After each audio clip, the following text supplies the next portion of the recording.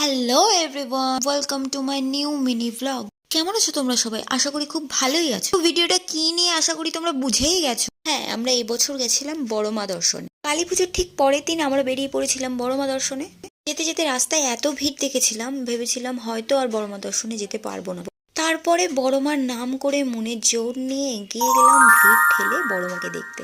বড় মার ওই মুখটা দেখে জাস্ট প্রাণটা জুড়িয়ে গেল। তারপরে আশেপাশে অনেক ঠাকুর ছিল, সেইগুলোকে দেখে আমরা চলে আসলাম নৈহাটি স্টেশনে। বড় মাকে ছেড়ে আসার ইচ্ছা একদমই ছিল না, তাও অগত্যা আসতেই হলো। আর এদিকে স্টেশনে এসে ভিড় দেখে আমার তো চক্ষু চড়ক।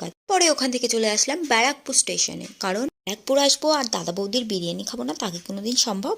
তো যাই হোক, সেদিনকে আমাদের কপালে লাইন দেওয়াই ছিল আর ভিড় ঠেলাই ছিল, তাই এখানেও এসে লাইন দিতে হলো। টানা 3 ঘন্টা লাইন দেওয়ার পর আমরা ভেতরে প্রবেশ করলাম। ঢুকে দেখি এখানেও লাইন।